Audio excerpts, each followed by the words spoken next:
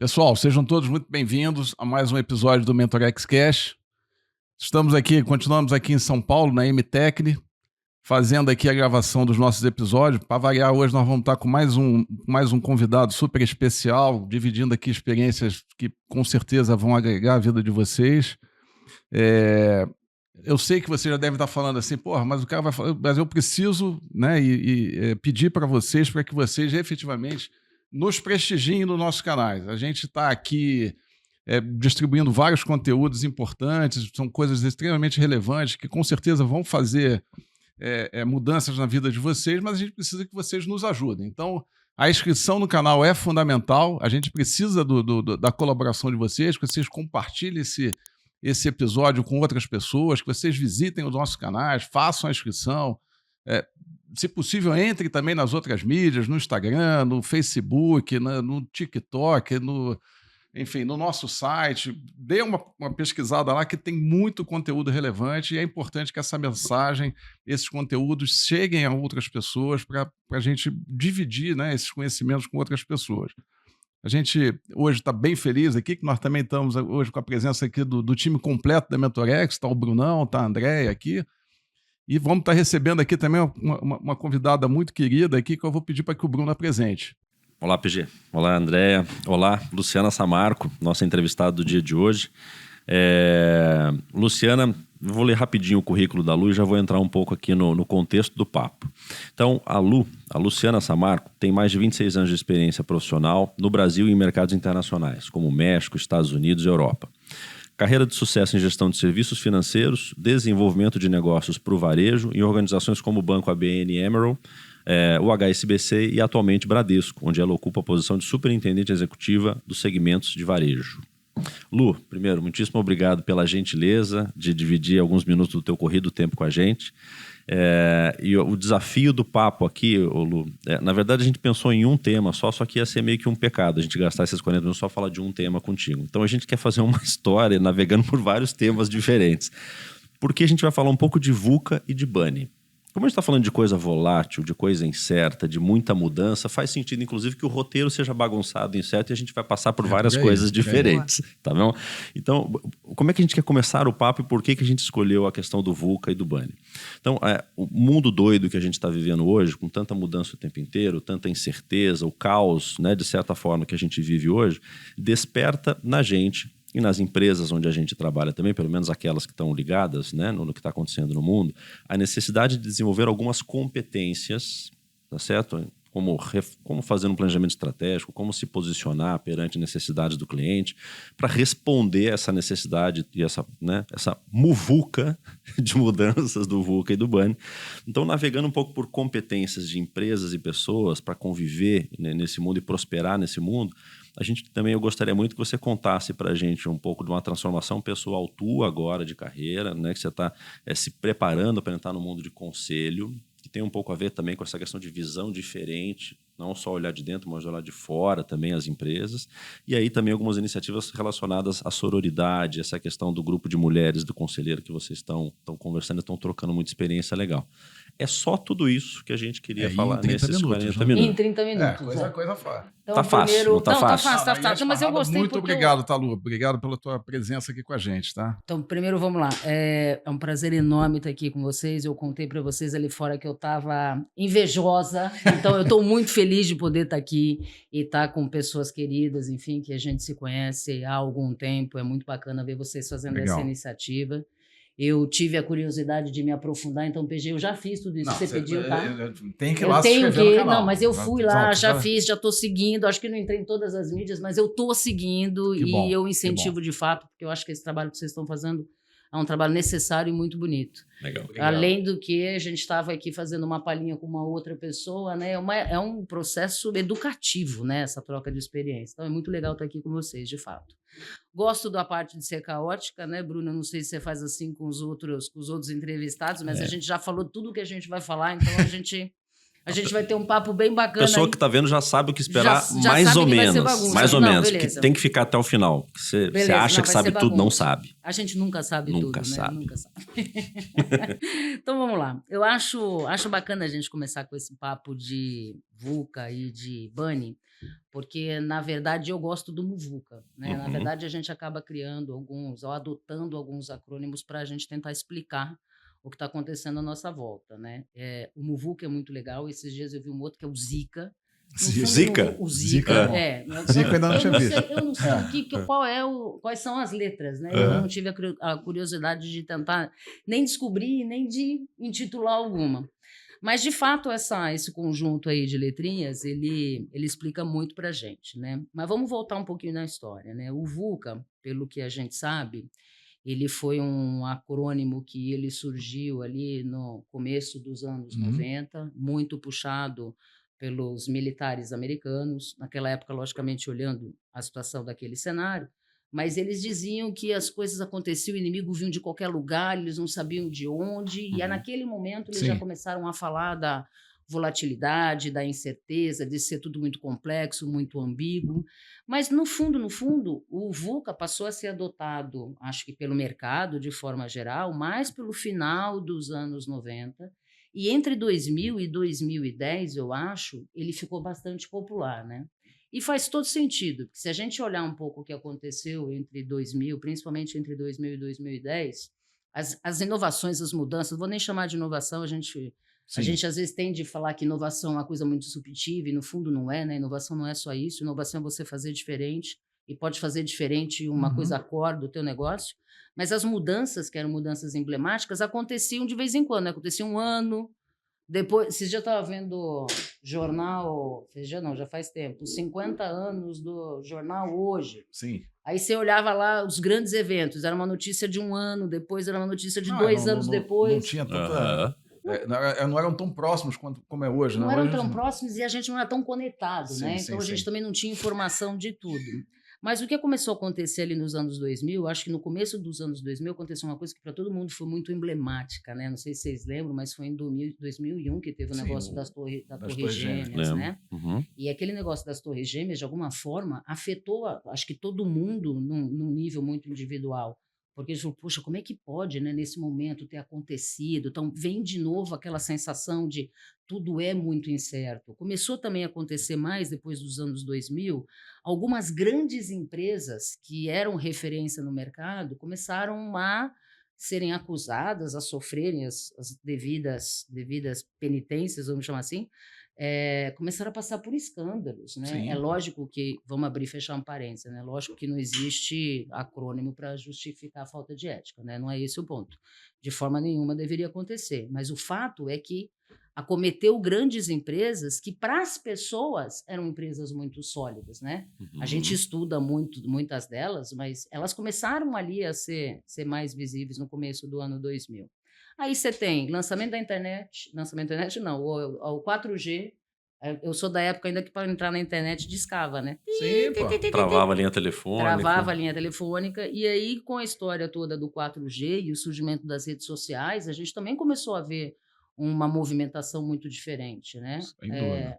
Yahoo, apareceu o Orkut aqui no Brasil. Tinha um antes ainda, tinha o KD. Você lembra do KD? Eu nem não conheci. sei, o que é isso aqui? A gente vai fazer denúncia de idade, é isso? Anos aqui? 80, Não, isso tudo é- Vamos denunciar nossas idades. Só que isso já é 2000, poxa. Isso tudo não a é gente tão ouviu ruim. falar. A gente ouviu falar essas não coisas. sei Eu li essa matéria. Tem algumas coisas que eu não falando aqui, eu não sei o que é, mas tudo eu bem. li essa matéria, eu vi que tinha um tal de Orkut. Não sei exatamente o que é. Melhorou assim? Melhorou.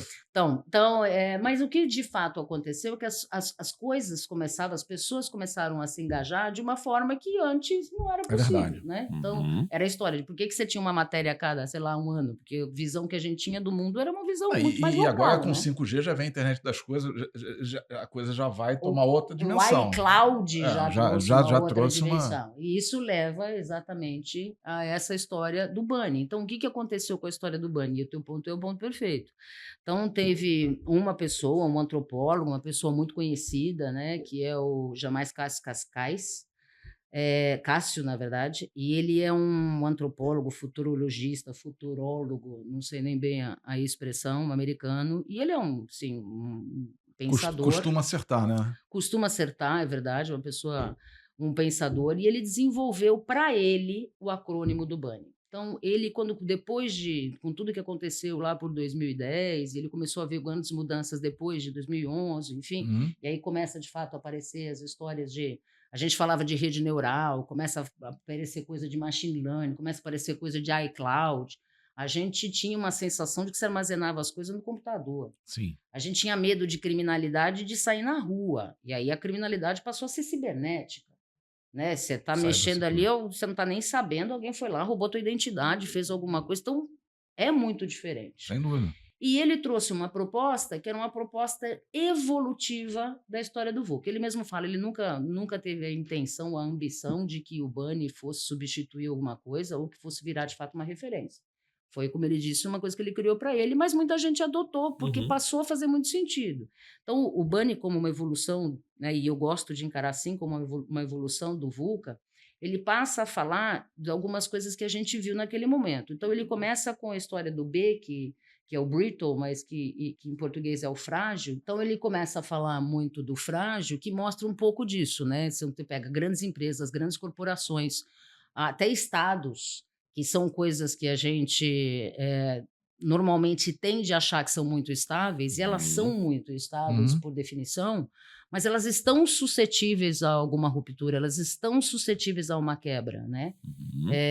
E aí tem um link que eu já vou fazer agora com algum dos comportamentos que a gente precisa ter hoje, né? Eu acho que a questão hoje, como capacidade de liderança, neste contexto, ela tem muito a ver com a resiliência. A gente fala muito da resiliência, mas a gente tem que entender que resiliência não é resistência. Eu acho que a boa diferença, o bom líder é aquele que entende que não é resistência que você precisa ter, é flexibilidade.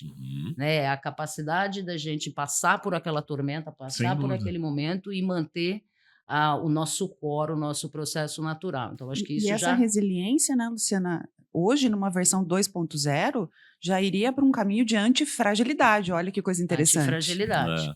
Antifragilidade. Que leva também para a segunda história, né? Que a gente falava muito do incerto, e tudo que a gente considera que é incerto, de alguma forma, ele traz para a gente ansiedade. E isso ficou para a gente muito claro, e foi aí que o acrônimo dele ficou muito popular durante a pandemia.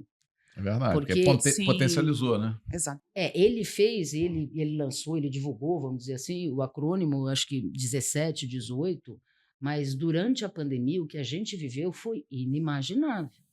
Causou, de fato, muita ansiedade em todo mundo. A gente não sabia o que ia acontecer, né? Era uma notícia, era cada dia uma expectativa de uma notícia. E a gente sabe, né? Eu tenho a sorte de fazer parte de uma grande empresa, e algumas pessoas das grandes empresas tiveram capacidade de se reinventar e trazer um plano de contingência rápido, as pessoas foram trabalhar remoto, mas esses dias eu estava ouvindo um motorista, a história dele durante a pandemia, chegou um determinado momento, as pessoas não saíram de casa, aquela pessoa vive disso. Então, como é que uma pessoa que vive de levar as pessoas de um lugar para o outro tem condição de subsistir, de viver, num cenário onde as pessoas não saem de casa? Sim, aquele serviço deixou de existir. Deixou de existir. E por quanto tempo? Ninguém sabe. Não, então era uma semana, era um mês. Então, esse conceito da pandemia trouxe para a gente, talvez esse é o lado negativo, que tem outros N lados positivos, mas ele trouxe para a gente um pouco desse conceito da ansiedade.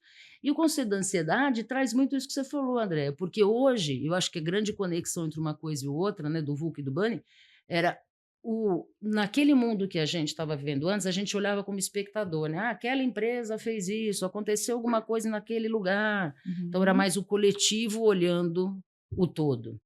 Quando a gente passou pela pandemia, a gente percebeu que isso interfere na nossa vida pessoal. Então, passou a ser o indivíduo. Então, você como indivíduo é uma pessoa que pode estar sofrendo ansiedade. Você como indivíduo tem toda essa pressão. E aí começam a acontecer coisas interessantes, aí de novo fazendo um raciocínio com o mercado de trabalho, né, e com os perfis de liderança. Começam a acontecer duas coisas que eu tenho observado que são muito interessantes, né? Primeiro, se popularizou algumas funções que se você falasse há 10 anos atrás ou há 15 anos atrás, você não ia acreditar, né? O show, o Chief Happiness Officer. Né? Era um negócio que ninguém ia, né? Você ia falar, pô, então, o que você é? Ah, eu sou head da felicidade do escritório, né? É o quê? É o quê? Quem? Como é que é isso? Né? É. Fala sério, você tá de sacanagem que isso existe. E, de fato, isso existe e é necessário, porque importante. as pessoas hoje se apresentam, acho que de uma forma muito mais legítima, porque a gente vem de um mercado tradicional, de nossa criação, pelo menos minha, né? Não, Que eu sim, li no mas- jornal, não, eu li na revista, que aquelas pessoas que vêm daquele momento de mercado, estavam vendo uma criação mais tradicional, e a gente acabou indo por uma empresa, e aí eu pelo menos busquei uma carreira em empresas mais tradicionais, empresa É, tida como incumbente, Para vamos fazer dizer assim. carreira, né? Onde a gente tem que fazer carreira. Eu cresci com a mentalidade de você tem que ir lá, tem que fazer carreira, tem que ganhar teu pão, tem que ter sucesso na vida, você eventualmente vai casar, você vai ter filho. Tinha um padrão de coisas para fazer, trabalha, que era para mostrar que você está engajado. E isso tudo hoje não é relevante. Ele não é mais o cerne da questão. Hoje se valoriza muito mais, até em função das, né, a gente falava que hoje a gente vive 4 gerações, É isso que eu né, ia falar. 5 gerações talvez. Uma empresa grande, onde você está, por exemplo, tem 5 gerações convivendo ao mesmo tempo. Então, e nessas 5 gerações, O que motiva, o que instiga, são coisas diferentes. Totalmente né? Não dá pra- diferentes. é todo mundo assim, não é, né? Não, meus filhos olham para mim e falam assim, mãe, eu não quero ter essa vida que você tem. E não tem nada de errado nisso, Não, acho porque, inclusive, o mercado de trabalho que se apresenta para eles é um mercado de trabalho totalmente diferente do que se apresentou para Sim. mim. Né? Agora, começou a aparecer muito isso, começou a aparecer muito esse movimento da gente conseguir enxergar as pessoas, os colaboradores, como pessoas inteiras, né? A pessoa não é só um profissional, a pessoa tem uma vida por trás, a pessoa tem uma necessidade por trás, e aí vem um pouco do conceito da anti-ansiedade, né? Então, a gente tem várias práticas hoje que as pessoas tentam trazer dentro das próprias empresas a noção de bem-estar. As pessoas têm que estar bem para estar trabalhando. E isso tem tudo a ver com a não ansiedade. Então, tem todo um arcabouço e todo um perfil de liderança que as pessoas não querem trabalhar porque tem que trabalhar, não querem trabalhar porque querem um determinado dinheiro, até porque muitas delas não ambicionam um determinado dinheiro. As pessoas querem trabalhar, principalmente essas novas gerações, verdade. por um propósito. Isso aí. Né? As pessoas têm um propósito, elas querem entender a marca, a empresa para as quais elas trabalham, de quem elas consomem, elas querem entender se essa empresa, qual é o propósito da empresa, se a empresa é ética, se a empresa é sustentável. Então, tem, de fato, um cenário muito diferente. Sem dúvida. E isso demanda da liderança a inovação da sua mente. Porque quando a gente fala de inovação, né, a Luciana falou, na prática é fazer diferente. É verdade, é fazer diferente. Agora, para fazer a ação de um jeito diferente, eu tenho que pensar de um jeito diferente. Se eu tenho Sem dúvida. 5 gerações hoje, né, algumas empresas com 5 gerações, rodando ao mesmo tempo para fazer a empresa acontecer, a liderança tem que inovar a mente, não tem outra Não, sem saída. dúvida. E aí requer uma agilidade de aprendizagem. E é um desafio muito grande, André, porque assim, você para pensar, quer dizer, dentro desse ambiente complexo, né, esse contexto bunny, né, quer dizer, você tem a complexidade para dentro da empresa, que nós falando de 5 gerações, cada uma, lógico, cada indivíduo com a sua cabeça, mas eu digo assim, são 5 gerações que têm mais ou menos um padrão de comportamento que você consegue identificar. E você tem que se conectar também com os clientes, né? Não vale mais aquele negócio de segmentar cliente, fazer os clusters. Não, agora, cara, é quase que 1 para 1, né? Então, é um baita de um desafio. Baita desafio para dentro da empresa e para fora da empresa. Então, eu acho que só complica esse bunny, né? Eu acho que essa equação toda, né? A gente... Acho que às vezes, acho que o grande desafio, acho que existem 2 grandes desafios, né? E que tem tudo a ver com isso, né? Primeiro, a gente tende a pensar em planejamento estratégico, em planejamento de negócio, como sendo uma coisa mais linear, né? E se você pensar no planejamento do teu negócio, no planejamento da tua empresa, com as medidas que a gente usou até então, não vai funcionar. Porque a não linearidade, né, a parte de ser incompreensível, já implica no negócio que você tem que estar preparado para eventos e para coisas que você ainda não sabe quais são. Uhum. E isso é tão interessante, é tão real, que eu vou dar um exemplo, que é um exemplo muito interessante. Estava vendo esses dias uma matéria que, a começo dos anos 2000, uma empresa demorava mais ou menos 10 anos para ter 100 milhões de clientes. E esse número, ao longo dos anos 2000, ele foi diminuindo de 10, né, 8, 7, mas ele sempre se manteve um tempo muito grande. O ChatGPT, ele conseguiu 100 milhões de usuários em 2 meses. Isso mostra para a gente algumas coisas. Primeiro, o potencial de exponencialidade que todas essas novas inovações têm. Uhum. A gente começou agora a ver o que esta nova inteligência artificial generativa pode fazer em prol dos negócios. As empresas estão todas investindo nisso, mas a gente ainda não sabe todas as respostas. Então, eu mesmo, como usuária, entrei esses dias, fui entender um pouco mais sobre o ChatGPT, sobre o Bard, enfim, tem algumas soluções. O negócio é tão maluco que quanto melhor você fizer a tua pesquisa, o tal do prompt, Sim. melhor, logicamente, Claro, vai mais vir uma assertivo resposta, vai ser a porque resposta. ele é um site criado em cima de linguística, né? Então, mas ele é muito interativo. Então, chega no final da história, nas primeiras 2 consultas que eu estava fazendo, no final eu falei, gente, tô ficando doida, porque eu estava conversando com o Bard. Eu falava assim, obrigada, foi muito legal você ter falado isso, tal. Agora, eu queria que você explorasse um pouco mais tal e tal coisa. E ele muito rapidamente vai lá, busca de todas as fontes, cada um com o seu mecanismo, e te traz informação muito precisa. Sem dúvida. Mas isso pode ser usado em tudo, pode ser usado para você automatizar o atendimento, e aí entra a tua história da hiperpersonalização, que de fato, o que faz diferença, né, você pode tentar trazer vários frameworks para falar assim, como é que é? São 5 gerações, são 4 perfis de consumo, quais são as tendências de consumo, a gente sempre vai olhar para isso, para a gente se organizar, mas no fundo eu concordo super com você, o que as pessoas esperam. E a empresa para a qual você volta é aquela empresa que te tratou como o PG, Sem dúvida. que te tratou como a Andrea, que te tratou como o Bruno. Uhum. Então, tem toda uma busca, acho que do mercado como um todo, de você conseguir trazer a hiperpersonalização. Uhum. E de uma certa forma, na minha visão, isso é uma democratização também, né? Porque assim, Total. os testes hoje em dia, você consegue fazer numa velocidade que você está falando, você consegue testar as coisas numa velocidade incrível e num custo muito mais baixo. Então, quer dizer, algumas coisas que eram quase que exclusividade, né? Você saber fazer essas segmentações, fazer essas pesquisas, eram coisas caras, né? A gente viveu esse mundo, Sim. né?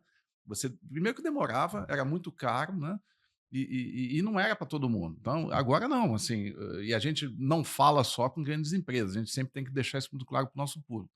Isso que a gente está falando aqui, Luciana, a pessoa pode levar para a realidade dela De uma Claro, de uma pequena pequena empresa, sem empresa. Então, dúvida assim, nenhuma. ela consegue fazer os testes, ela consegue viabilizar Uhum. as personas dela, descobrir quem é o público dela, que valor faz sentido, como que a pessoa, como fazer a melhor oferta para aquela pessoa. E às vezes, assim, eram coisas inimagináveis há algum tempo Para atrás, alguns porque era muito segmentos, caro para algumas fazer isso. pessoas. Não era uma coisa democrática. Quando a gente Uhum. fala dessas novas Mas tecnologias deixa eu fazer agora, uma provocação isso também. possibilita, né, cara? Em relação à tecnologia, aí entrando um pouco ainda na questão lá da competência. Uma forma de de ler essa questão do sucesso tão rápido do ChatGPT, que além dele democratizar as coisas, além dele ter a rapidez e a acuracidade na resposta, dependendo de como você pergunta, ele é muito simples. É isso. Muito simples. Muito simples. Então, assim, eu acho que uma das grandes habilidades de empresas e profissionais nesse mundo que é complexo, que muda, é fazer o simples. Que fazer simples é difícil pra cacete. Muito. Então, eu acho que, assim, até nas próprias 5 gerações, um jeito de, eventualmente, você transbordar ou cascatear uma estratégia que faça sentido e que ressoe da mesma maneira na cabeça de 5 gerações diferentes numa empresa, não tem outra forma de fazer a não ser você ser simples, que isso une todos. Né? A forma de abordagem é diferente, mas se você conseguir fazer as coisas serem simples num mundo tão complexo como o nosso, eu acho que você sobrevive. Você acha que simplicidade é meio que uma habilidade a ser trabalhada nesse momento? Eu acho que sim, eu talvez não tivesse usado a palavra simplicidade, mas eu concordo com você e fez ser sentido. Simples não é ser simplista. Não, eu entendo, super entendo. E eu vou evoluir Uhum. nesse teu comentário, que eu de fato acho que faz muito sentido. talvez não tivesse pensado em simplicidade, mas eu acho que essa é uma resposta interessante, né? Que eu acho que faz muito sentido. E aqui tem dois lados, né? Tem o lado de como a empresa encara a inovação e tem um lado do que você precisa hoje, que a gente fala da necessidade de criatividade para lidar com o simples. Mas eu vou primeiro nesse negócio de que a empresa precisa de inovação. Uhum. Acho que muitas vezes, principalmente numa grande empresa, num incumbente, vamos dizer assim, numa grande empresa tradicional, as pessoas entendem inovação como algo que tem que ser disruptivo, né? Então todo mundo pensa assim, não, inovação tem que ser aquele negócio que você vai, que ninguém fez. Ou algo que vem da tecnologia, né? Ou algo que vem Tem que vir de tecnologia, senão não é inovação. Perfeito. E no fundo, se você olhar a alocação de recurso porque é disruptivo, ela deve ser 5% de uma empresa. E é isso que deveria ser mesmo, né? Porque tem todo o conceito de você vai, tenta, o que dá certo, o que não dá certo. Grande parte do recurso de inovação da empresa, vamos dizer 70%, deveria estar naquela primeira etapa que, enfim, num framework que a gente chama de H1, que é a etapa onde você está fazendo o quê? Você está melhorando o que você já faz. Sim, é o evolutivo, né? Você está trabalhando quase no higiênico, né? Então você está melhorando o teu processo, você está ganhando eficiência no teu produto core.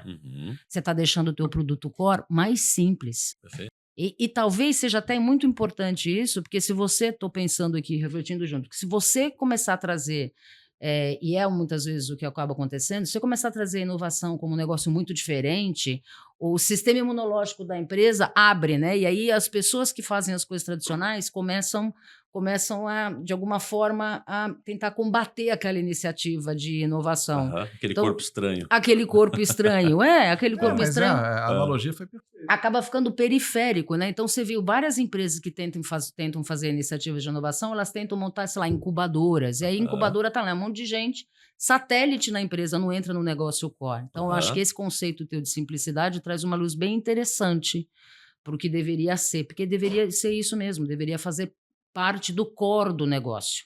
Você, logicamente, investe naquilo que você tem como core, né? E vai trazendo a inovação ao longo do processo. E tendo o lado do consumidor, eu acho que também isso faz muito sentido. E eu acho que linka um pouco dessa história da simplicidade com aquilo que a gente está falando da hiperpersonalização. Porque, no fundo, independente de ter lá as N gerações, os N perfis de consumo, hoje, com a facilidade de informação, a digitalização das coisas, isso foi uma coisa que a pandemia trouxe de bom, né? A pandemia não trouxe só coisa ruim, né? A gente evoluiu muito em digitalização. A gente tem basicamente tudo que a gente precisa na palma da mão. A gente tem no celular. Então, você quer alguma coisa, não é só informação, que você lá dá um Google, usa um bar, um chat GPT da vida, mas você pede comida, você pede as coisas no supermercado. Isso já não é mais novidade, né? Isso já faz parte do nosso dia a dia. Trouxe o quê? Aí, fechando de novo com o Bruno, trouxe simplicidade para a vida das pessoas.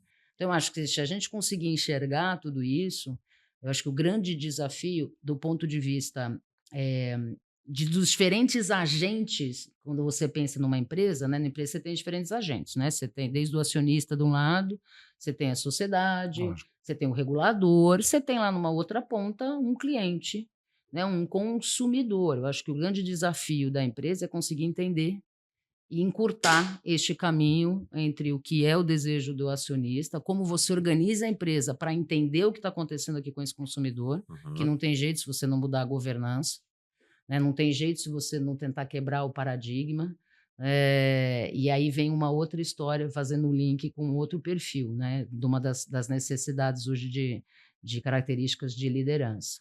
A gente precisa ter criatividade para poder poder fazer as coisas simples, não simplistas. Precisa ter criatividade para isso. A gente precisa trazer isso para a organização.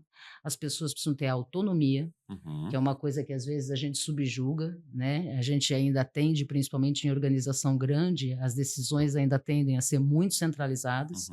E a inovação, a melhoria do processo, muitas vezes surge da pessoa que está ali carregando o piano, está ali com a mão na massa.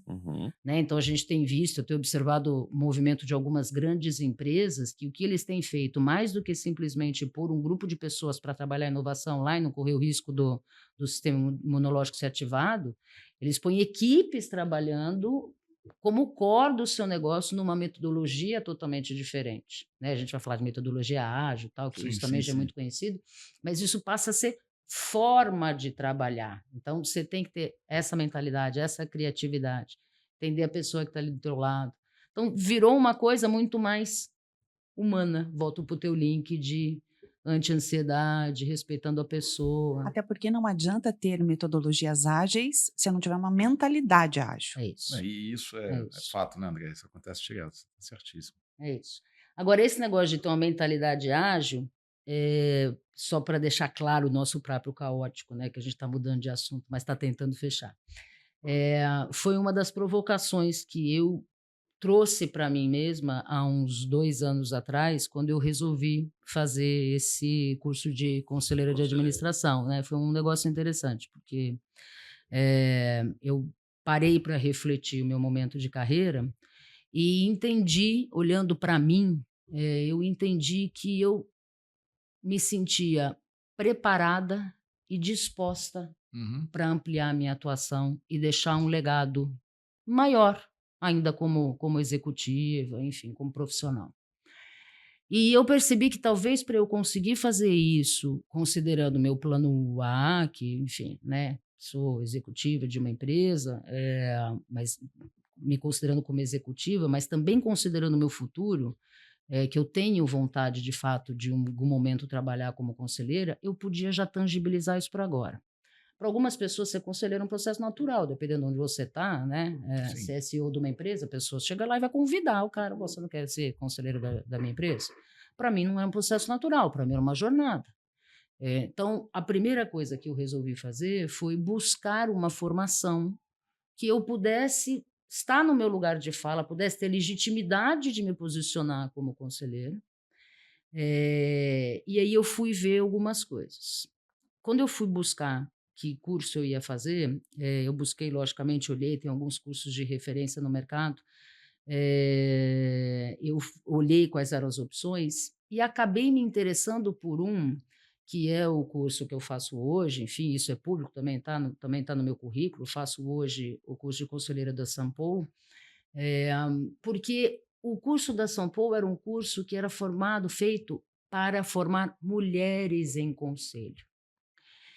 E eu, apesar de ter tido a minha vida inteira, eu fui criada com homem, né? Cresci com meus irmãos, trabalhei em banco, que tende a ter mais homem, masculino. um ambiente mais masculino, talvez um pouco mais... pelo menos, né? Agora, Então, nem mas tanto. aí tem um dado interessante, né?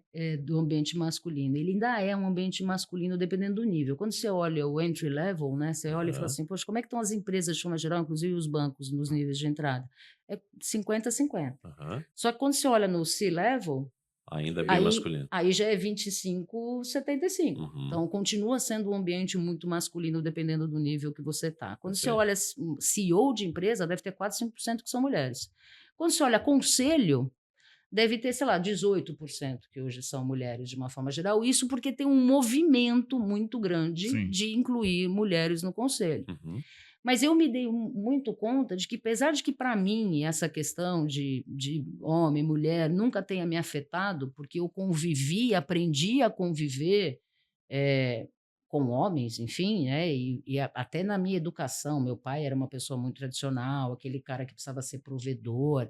A minha mãe, apesar de também ter vindo de uma cultura muito tradicional, ela fazia o que ela queria, no fundo. Ela era super, assim, se lançava nas coisas, fazia. Então, para mim, não tinha muito essa diferença de ser homem ou mulher. Tinha um papel que você quer assumir, né? Então, de alguma forma, isso para mim estava claro. Mas eu percebi que, para as mulheres, de forma geral, não. Eu comecei a receber, a ter pessoas que vinham conversar comigo. Queriam ser mentoradas por você. Queriam ser mentoradas e me perguntavam como eu tinha conseguido. E muitas vezes eu pensava, como eu consegui o quê? E aí eu me dei conta de que, de fato, isso é um assunto que a gente precisa, de alguma forma, alimentar. E se tem uma coisa que eu tenho propriedade e lugar de fala, é isso. Eu sou mulher e eu sou uma executiva.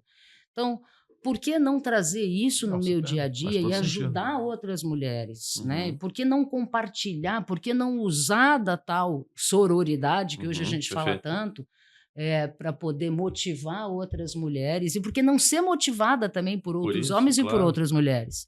Então, foi por isso que eu escolhi o curso da Sampo. E tem algumas coisas assim muito gratas que o curso está me trazendo, porque, lógico, né, além dele te dar a oportunidade de você parar e estudar, que eu acho que é o que vocês fazem aqui, né, no trabalho de vocês no dia a dia, eu acho que isso é uma maravilha. Parar para afiar o machado de vez Deixa em quando, a cabeça né? aberta, criativa.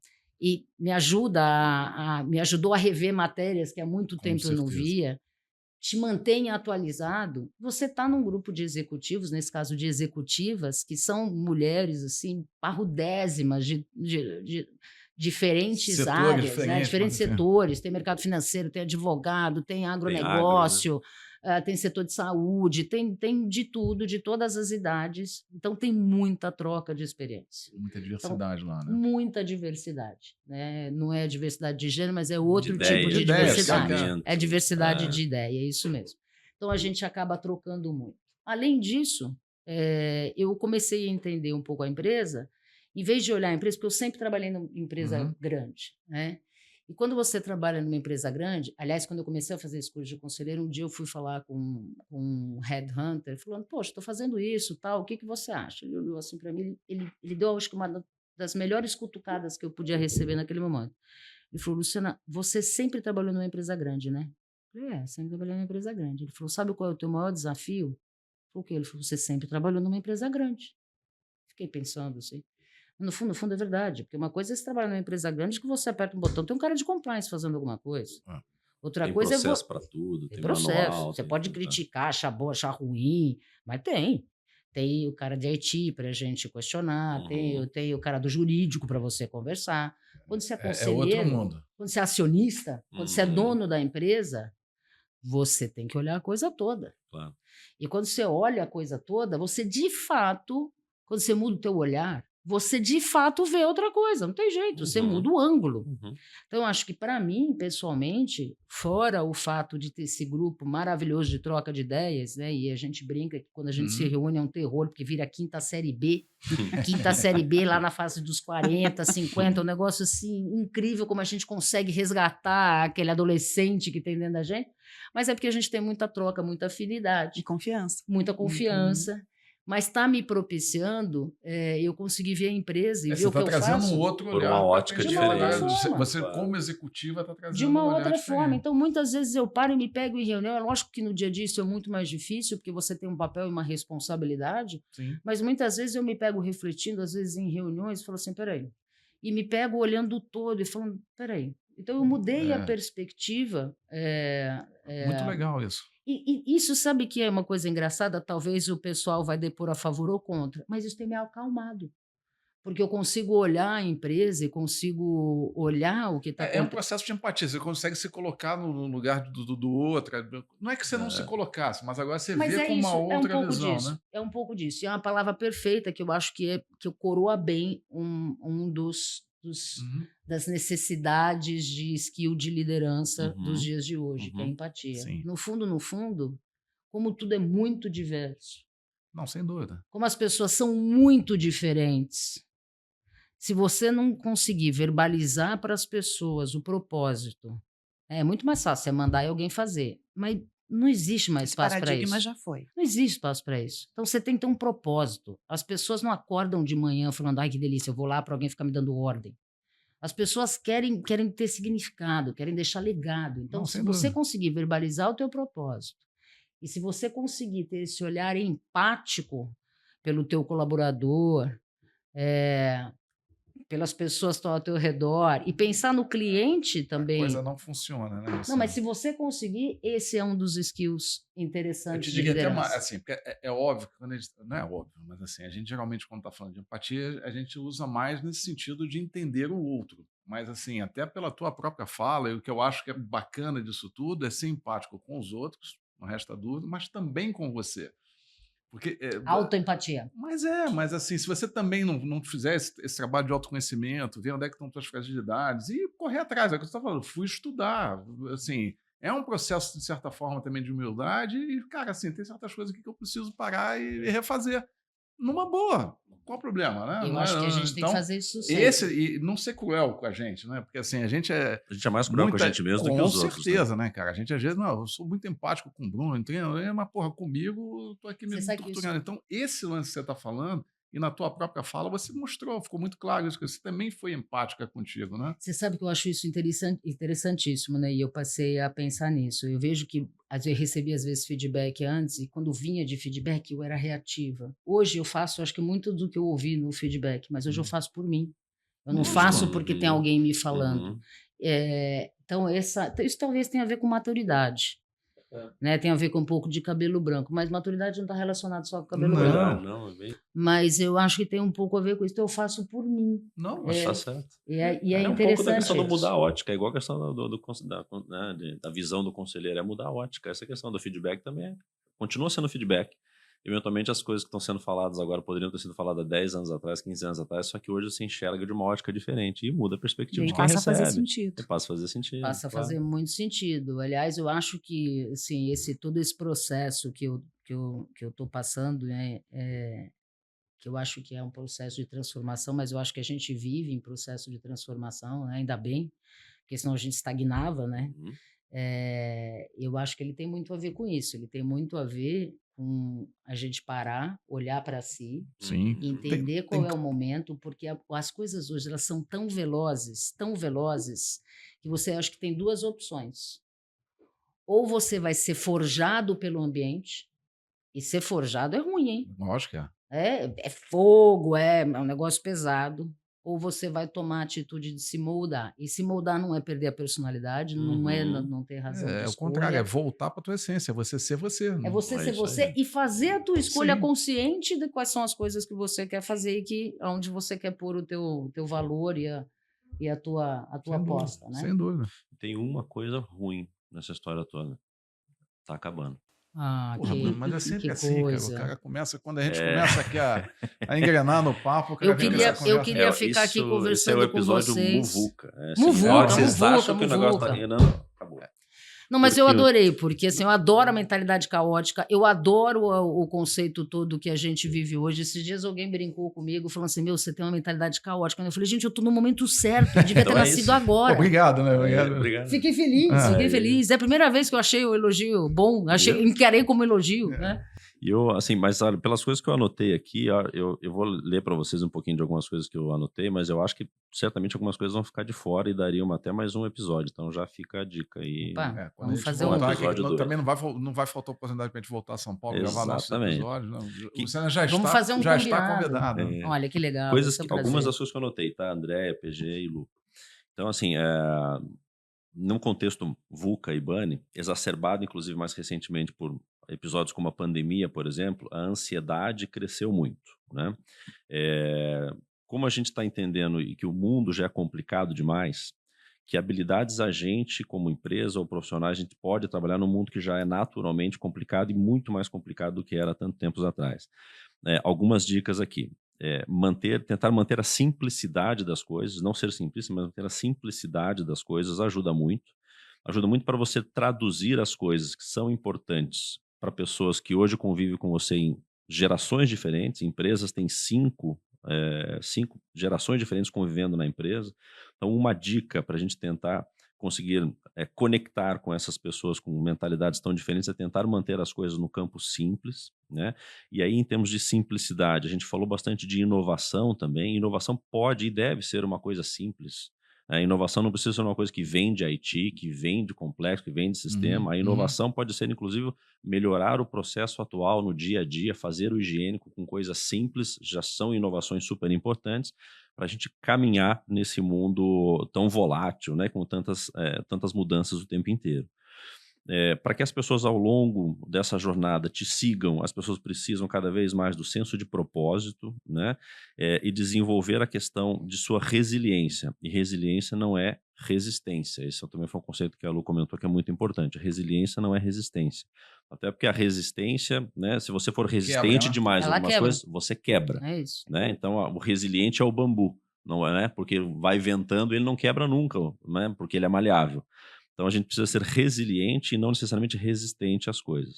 Se você tiver o propósito bem alinhadinho, você vai saber se eventualmente você está dando murro em ponta de faca e realmente chegou ao ponto de você abandonar alguma coisa. Ou se o propósito está alinhado, é só uma intempérie, é só um problema, uma dor de cabeça, a tua resiliência, já que você entende o propósito, porque ele é simples, vai te fazer perseverar. Né? E uma forma também que você comentou, Lu, que eu gostei muito, você falou a questão da autonomia para as pessoas criarem e para as pessoas errarem e aprenderem com o erro, para incentivar a questão da inovação. Por que a autonomia para as pessoas errarem e tentarem? Porque aí as inovações, via de regra, elas vêm eu não vou dizer que ela vem só de baixo para cima, mas elas não vêm via de regra top-down. Elas vêm, sei lá, 360, elas vêm de vários locais diferentes. Se as pessoas que compõem esse ecossistema aí não tiverem autonomia para errar, né, para tentar, via de regra, vai ficar mais difícil de inovar, ainda que você seja simples, ainda que você tenha vendido o propósito, etc. E tal. Então foi só Faz tudo parte isso. do jogo, Eu né? incluiria Faz uma parte. última coisa aí que talvez pode Não, ser um grande nada a ver. guarda-chuva. O planejamento estratégico que, como executivo, como dono de um negócio, a gente precisa fazer, Uhum. ele tem que prever esse cenário. A gente não pode tentar medir o planejamento estratégico com as ferramentas antigas. Perfeito. Porque não é Não- linear necessariamente. Não é né? linear. Não quer dizer que você não vai ter planejamento estratégico. Isso não pode ser uma desculpa. Perfeito. Né? Você vai ter um planejamento estratégico, mas você vai ter um planejamento estratégico sabendo que você tem algumas das variáveis que vão Uhum. influenciar o teu plano e que não vão funcionar, que eventualmente não vai funcionar como você previu. Então, eu acho que o planejamento aí para encapsular tudo isso, eu acho que é Perfeito. importante. Legal. Nossa diretora educacional, o que eu não anotei que eu deveria ter anotado? Você anotou absolutamente tudo e mais um pouco. Eu Ah, diria até que, se fosse possível, de alguma maneira, botar um laço para amarrar aqui, né, essa riqueza de tudo que foi discutido, talvez esse laço tenha a ver com algo que é realmente a personalidade da Luciana, que é essa agilidade para mudança, essa coisa de olhar É ao verdade. redor e pensar assim, o que precisa ser feito então? Não, o que é requerido agora? E é um olhar ao redor mesmo, porque requer essas múltiplas visões, inclusive para dentro, que foi o que ela fez, né? O movimento que você fez de olhar para dentro e pensar, o que eu preciso agora para me reinventar aqui e para fazer diferente, para fazer melhor ainda. Então, é muito inspiradora a tua jornada desse olhar para dentro, que ativou, inclusive, essas múltiplas visões. Muito obrigada pela partilha. nossa, Foi obrigada, sensacional. obrigada E pelo só comentário. só Recebo reforça, de né? forma elogiosa. Obrigada. Só reforça, né, André, o que a gente vem comentando muito. Tem que começar por isso, né? Pelo autoconhecimento, sua autopercepção, ter humildade, né? Porque às vezes as pessoas falam, não, humildade. Ele fala, cara, assim, eu não sou perfeito, ninguém é perfeito. Nada que não é aonde eu vou evoluir. Mas tem que partir de você, né, Luciana? Eu acho que a Andrea fez uma síntese, mas é isso que a gente busca, é isso que a gente fala para vocês. Vocês têm que sempre partir do autoconhecimento. Não tem outro. Cara, dá uma olhada, porque ninguém vai conseguir liderar outras pessoas se você não faz uma liderança de você mesmo, né? Você não vai conseguir ser empático com ninguém se você não é empático com você. Então, assim, tudo tem que começar por Por dentro. esse olhar para dentro. Começou a olhar, porra, ver o que não está legal, não tem problema, procura ajuda, escuta alguns dos nossos podcasts, estão cheios de Todos? dicas Alguns lá. não, todos. Mas se já escutar alguns, eu já fico satisfeito. Compartilha. Outra coisa também que é super importante, pessoal. Vocês precisam compartilhar isso com outras pessoas. A história que a Lu trouxe aqui é super bacana, mas se aplica a quantas Todo pessoas. mundo, né? Todo Aplica mundo. para todo mundo. E assim, tá aqui, é gratuito. A gente tá disponibilizando para vocês, mas a gente quer que essa mensagem chegue para várias outras pessoas, né? Então, obrigado. Gente, Recadinhos foi- finais, recadinhos Então, do coração. Primeiro, foi um prazer muito grande estar aqui com vocês. De fato, o papo flui de uma forma muito gostosa. Vocês são muito empáticos, para usar a palavra, é muito bacana. Eu já tinha visto isso Sim, nos pods anteriores, então realmente é um prazer muito grande estar aqui com vocês.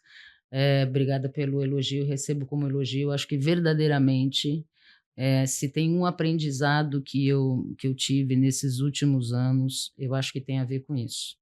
Tem a ver com quem a gente fazer primeiro a escolha daquilo que a gente quer ser. Isso. Que eu acho que foi isso para mim um momento determinante. Eu escolhi que eu quero ter uma atuação diferente. Fui buscar um curso de conselheiro. Luciana, você vai ser conselheira amanhã? Provavelmente não. Eu nem posso hoje trabalhando numa grande empresa. Próximo vai ser provavelmente de CEO. Mas você vai ser CEO um dia? Provavelmente não.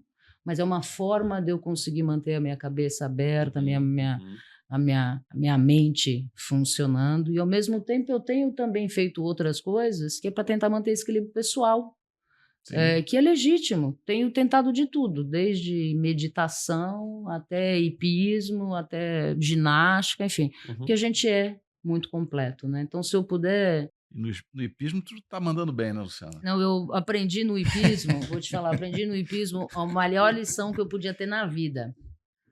Caiu? Levanta, Sacode limpa a poeira e monta de novo. É É isso aí. Eu estou inaugurando uma modalidade nova no hipismo, o hipismo artístico. Eu dou cambalhota, caio. Mas não esquenta, não. Eu levanto, limpo a poeira, sento lá, o professor fica louco, faz aquele barulho. Pá! Morreu. Morreu. Tá bem, Não, ele só perguntou, ele não para, não se mexe. Eu, ai, caí de novo. Mas eu aprendi isso. Aprendi que a vida te derruba, vai lá, levanta e vamos lá de novo. Então, acho que esse olhar para dentro, ele é legítimo para todo mundo, para todos os executivos, para todos os níveis. Então, se tivesse uma sugestão que eu pudesse dar para todo mundo e para quem está ouvindo a gente, é essa: pare e olha para você.